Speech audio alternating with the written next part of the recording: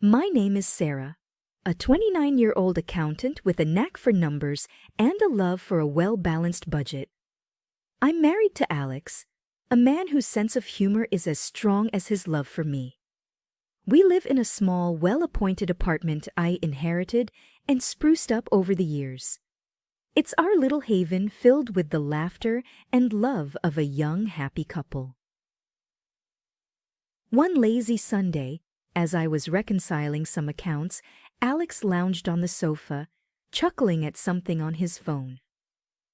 "Hey, money wizard, any chance you can conjure up a feast for lunch?" he joked. Rolling my eyes, I replied, "With your spending habits, I'd need real magic for that." Our banter was interrupted by the doorbell. It was Mrs. Thompson, Alex's mother, standing at the doorstep with her usual air of disdain, poorly hidden behind a strange smile. "Hello, dear," she greeted, her eyes immediately scanning the apartment. "Hi, Mom," Alex said, getting up to hug her. "What brings you here today?" "Oh, just wanted to see how you two are managing in this tiny place," she replied, her voice dripping with a tone that suggested she found our living situation pitiable. I bit my tongue, offering a polite smile. "Would you like some coffee, Mrs. Thompson?" As I said about making coffee, I overheard their conversation from the kitchen. Mrs. Thompson was lamenting her financial difficulties. The costs of maintaining her large, old house apparently overwhelming her. "It's just so much, Alex. I don't know how I'll manage." She sighed dramatically. Alex looked concerned. "Mom, we can help out. Maybe we can give you some money each month to help ease the burden." My heart sank. We were doing well, but we weren't wealthy. Still, the thought of his mother struggling was enough for Alex to offer. I brought in the coffee, sitting down as they discussed figures. $1,000 a month, Alex suggested, looking over at me for approval. I nodded, masking my concern. "If it helps, Mrs. Thompson, we're happy to help," she accepted with a quick, almost too eager nod. "You're such good children. I don't know what I'd do without you," she said. Yet, as she sipped her coffee, her eyes lingered on the renovated kitchen, the sleek appliances, and the comfortable furniture. "Of course, if you could afford such nice things for yourselves, maybe you could spare a little more," she mused, her voice trailing off suggestively. Alex was about to speak, but I cut in. "We'll start with the 1,000 and see how things go. We have to be mindful of our own expenses after all." Mrs. Thompson seemed a bit put off, but covered it with a tight smile. "Of course, dear. I appreciate anything you can do." After she left, Alex and I sat in a heavy silence. "Are we doing the right thing?" he finally asked, his brows furrowed in worry.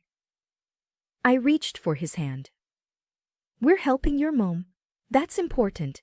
But let's not dive into deep waters we can't swim out of, okay?" He squeezed my hand back, the weight of our decision settling in. "Okay," he agreed, but I could tell the matter wasn't settled in his heart. The rest of the day passed quietly, with both of us lost in our thoughts. The air in the apartment felt different now, charged with the responsibility we had taken on and the uncertainty of what lay ahead. As night fell, I couldn't shake the feeling that Mrs. Thompson's visit was just the beginning of a larger challenge we would face together. But whatever it was, we'd face it as a team. As we always did. Weeks after Mrs. Thompson's visit, the routine of our life resumed, the uneasy feeling of the financial commitment lingering like a stubborn fog. Then, out of the blue, we got news that turned our world upside down. I was pregnant. The joy was overwhelming. Alex's face lit up like a Christmas tree when I told him, his laughter echoing in the apartment. "We're going to be parents, Sarah," "Can you believe it?" he exclaimed, lifting me in a whirlwind hug. Laughing and a bit dizzy, I replied, "Believe it. I'm already planning the budget for baby shoes in college." The news of the baby brought a new wave of visits from Mrs. Thompson. One evening, she arrived with an unusual spark in her eye. "I have a proposal for you two," she began, settling herself on the sofa as if preparing for a long discussion. Alex and I exchanged a look, trepidation mixing with curiosity. "What kind of proposal?" I asked, trying to keep my voice steady. "It's simple. You need more space for the baby, and I need less of a burden. I move in with my daughter and you move into my house," she declared, her voice carrying a note of finality. I choked on my tea.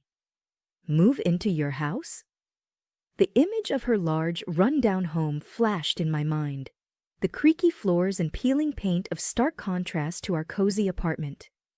Alex, ever the optimist, chimed in. "That's an idea, Mom, but Sarah's right. Your house needs a lot of work." Undeterred, Mrs. Thompson continued. "Think of it, Alex.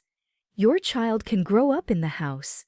You did, and with Sarah's knack for budgeting, you can turn it into something beautiful." I could see Alex's eyes soften at the thought, the sentimental value of his childhood home pulling at him. But practicality nipped at my mind. "It's a big decision, Mrs. Thompson, and a big project. We need to think it over, discuss the costs, the work." But she was on a roll. "You won't get a better offer. Space for the baby, a family home. It's perfect.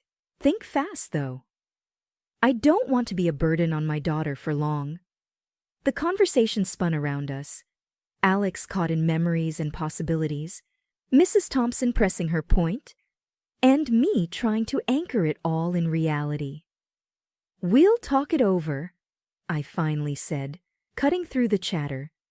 "We need time to decide what's best for our family."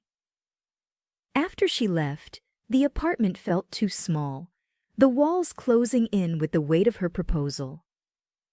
Alex paced, torn between nostalgia and the reality of the massive undertaking.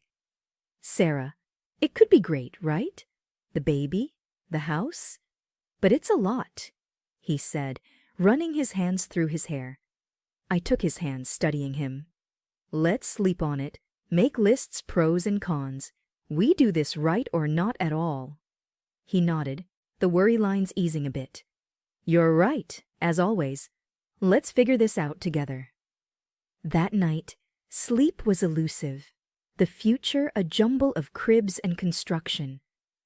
But as I lay there, listening to Alex's steady breathing, I knew whatever decision we made, we'd face the consequences, good or bad, as one. The thought was a small comfort in the sea of uncertainty that Mrs. Thompson's unexpected proposal had plunged us into. After many sleepless nights and endless discussions, Alex and I decided to take on the challenge. The prospect of creating a loving home for our baby in his childhood house won over the daunting task ahead. "All right, let's do this, but we're doing it our way. No cutting corners," I declared one morning, determination firm in my voice. Alex smiled, his usual optimism shining through. "That's my girl.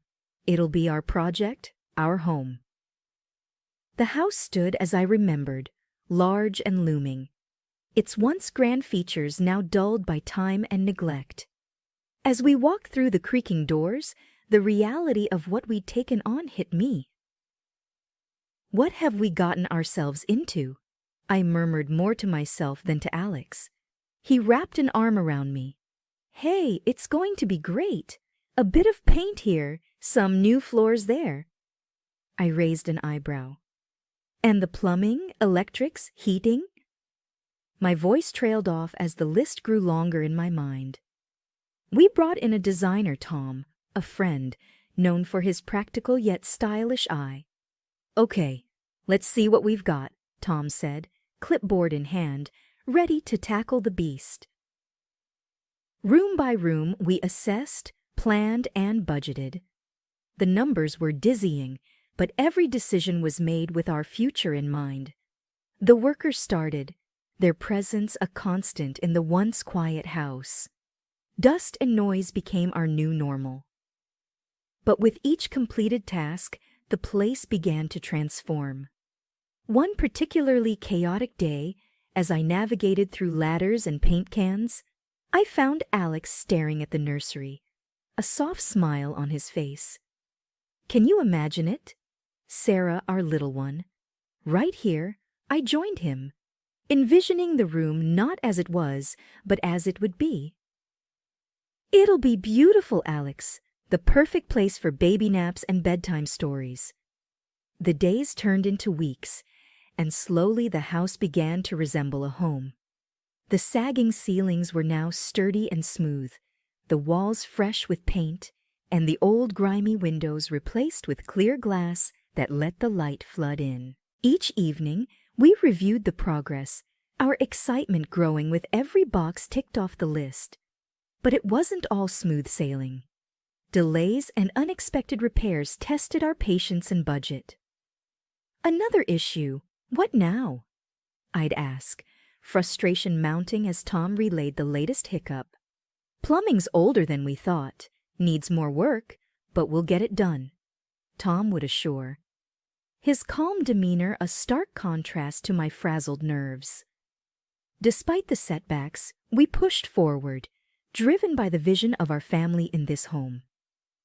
And as the final touches were put in place, the house, once a daunting project, stood proud and welcoming, a testament to our hard work and love. Exhausted but elated, we stepped back, taking in the sight. We did it, Sarah. We actually did it, Alex said, his voice thick with emotion. I leaned into him. The house behind us no longer just a building, but a symbol of our new beginning. We sure did, love. Now, let's get ready to welcome our little one into it. With that, we turned and walked into our future, ready for whatever it might hold. Just as we settled into our newly renovated home, savoring the calm after months of relentless work, our world was turned upside down again.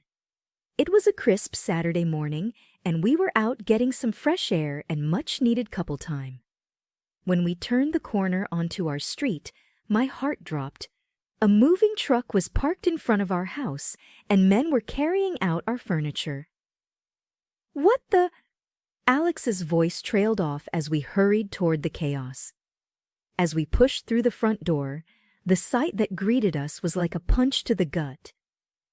Mrs. Thompson and her daughter Carol were there, directing the movers with an air of authority that left no room for questions. What in the world is going on here?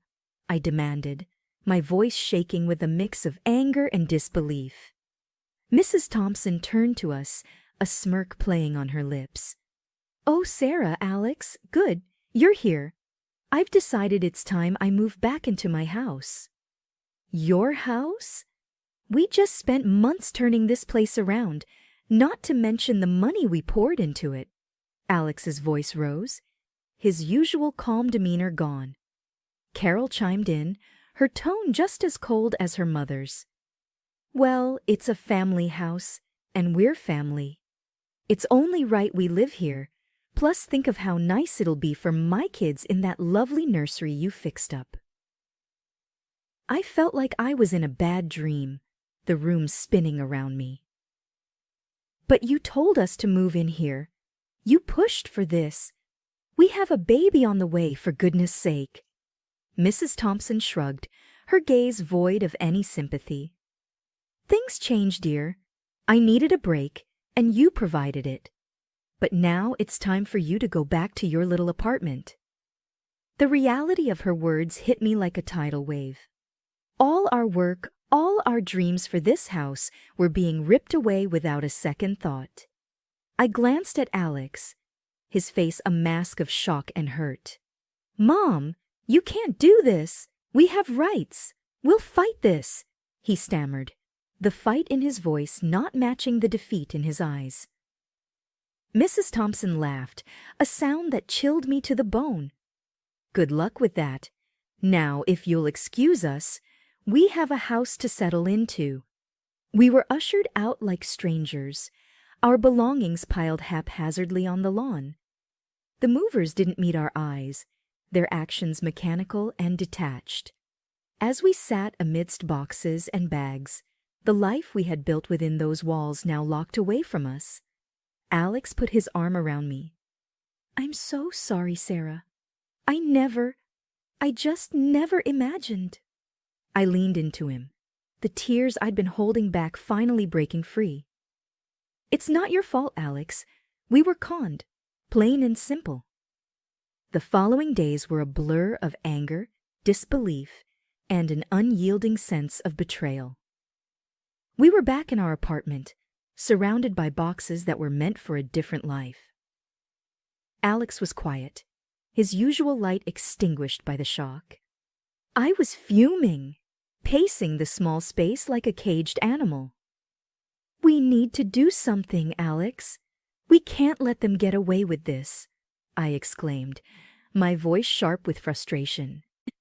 Alex, looking up from the sea of papers he had been sifting through, met my gaze. I know, Sarah, and I think I have something that might help. My heart skipped a beat. What is it? He held up his phone, a determined glint in his eye. Remember the day she proposed the switch? I had recorded the conversation. Just a gut feeling. It's all here. Her admitting it was her house, but encouraging us to move in, to invest. I felt a surge of hope mixed with bitter satisfaction. This could be our leverage. We contacted a lawyer, a no-nonsense woman named Janet, known for being a bulldog in court. She listened intently as we related our story, the recording playing a pivotal role. This is good, Janet nodded after hearing the recording. It's not a straightforward case, but it's a start. We'll need more, though. Receipts, contracts, any communication about the renovations. We spent the next few days gathering every piece of evidence we could find. Every receipt felt like a tiny weapon in our fight to reclaim not just the house, but our dignity and future. The day we presented our case to Janet, her office was stark and uninviting, but her focus was unwavering. This is solid, she said, sifting through the papers. We'll file for deception and undue influence. It's going to be a battle, but I think we have a shot. The weeks leading up to the court date were tense. We were a mix of nerves and grim determination. The thought of facing Mrs. Thompson and Carol in court made my stomach churn. On the day, as we sat in a sterile courtroom, I held Alex's hand tightly. Mrs. Thompson and Carol sat across from us, their faces masks of cool indifference as the proceedings began. Janet was fierce, laying out our case with a precision that left no room for doubt. Mrs. Thompson's lawyer tried to counter, but the recording, the receipts, they all painted a clear picture of deceit. When it was Mrs. Thompson's turn to speak, her voice was shaky, a stark contrast to the confident, almost smug tone she had used when kicking us out. I didn't mean for it to go this far. I just needed some help, and I thought, thank you, no further questions. Janet cut her off, turning back to the judge with a nod. The rest of the trial was a blur of legal jargon and closing arguments. As we waited for the judge to deliver his verdict, I felt Alex's hand grip mine, his palms sweaty. The judge finally looked up, his gaze sweeping over the courtroom. After reviewing the evidence and testimonies, I find in favor of the plaintiffs. It is clear that there was a calculated effort to mislead and benefit from their investments. Relief flooded through me, tears pricking at the corners of my eyes. Alex let out a long breath, his body sagging. As we walked out of the courtroom, the world seemed a little brighter, a little more hopeful. "We did it," I whispered, my voice thick with emotion. Alex pulled me into a hug right there on the courthouse steps. "We did," he agreed, his voice steady and sure. "And now we move forward." The battle was over, but the war had left its scars. As we started the journey back to our apartment, the future was uncertain, but one thing was clear: we were stronger together. No matter what came next, we would face it as a team. After the legal victory, the weight of the past months began to lift, but the task of truly moving on was still ahead of us. The first order of business was to clear up the house. Our house, as the court had affirmed, at least in terms of the investment we'd made. Alex and I returned not as residents, but as reclaimers of our peace and investment. We methodically removed every piece of furniture, every appliance, and even the fancy new plumbing fixtures we'd installed. Each item carried out was a chapter of our ordeal, closed and packed away. "I can't believe we're stripping the house bare," Alex said, his voice echoing in the now hollow space. "It's only what we put into it," I reminded him, my voice firm with a resolve that hadn't been there before. As we worked, Mrs. Thompson arrived, her eyes wide as she saw the shell of what had once been her home. She began to sob, her body shaking with each heave. "Please, I didn't mean for any of this. I'm so sorry. Can't we just forget all this happened?" she pleaded, her voice desperate. Alex and I exchanged a look, the shared pain and betrayal still fresh between us. "We're beyond sorry now," Alex said. "We're just doing what's fair." With the house emptied of our contributions, we also cut the financial cord that had bound us to Mrs. Thompson. The monthly checks we had been sending were no more. It was a hard decision, but necessary for us to truly start anew. The final blow to Mrs. Thompson's crumbling world came when she had to face the financial consequences of her actions. In order to reimburse use for the extensive and costly renovations, she was forced to sell the house. The place that had been a symbol of her deceit now had to be let go, the proceeds going towards paying us back. The news of the sale came to us not with joy, but with a quiet acknowledgement of the closure it brought. We had no desire to revel in her downfall. We simply wanted to move forward. In the end, Mrs. Thompson stood in the doorway of what was once her home, now belonging to another family. Her eyes red from tears, she whispered again, "I'm so sorry." Her voice lost in a shuffle full of movers and the bustle of new occupants. We left her there, her apologies a faint echo, and our determined stride away. Our path led back to our apartment, to the life we had been building before everything went awry. We walked hand in hand, not looking back. The apartment welcomed us with open arms, its walls ready to be filled with new memories and laughter. And as we settled back into the rhythm of our life, the nursery awaiting its occupant, we knew that we had come out of this stronger.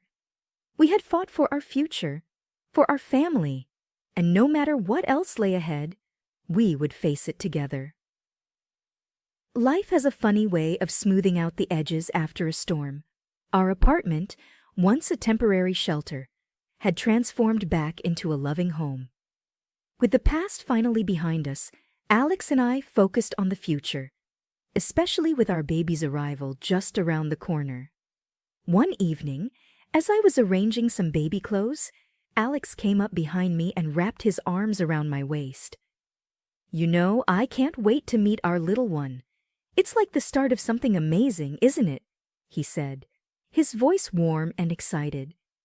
I leaned back into his embrace, feeling the gentle kick from our unborn child. "It really is. After everything, This feels like we've been given a fresh start, a new chapter. We spent our evenings planning and dreaming, talking about the kind of parents we wanted to be, the things we wanted to teach our child. The nursery, once a source of contention, was now a haven of hope and anticipation, filled with soft colors and the gentle lullabies that floated from a music box. The day our daughter was born, the world seemed to stand still. She was perfect, a tiny bundle of joy that instantly became the center of our universe. Holding her for the first time, I felt a surge of love so powerful it nearly overwhelmed me. As we sat there in the quiet of the nursery, the world outside continuing on, I realized that this was what true happiness felt like. It wasn't about the absence of conflict or the avoidance of challenges. It was about facing them head-on together and coming out the other side stronger and more united.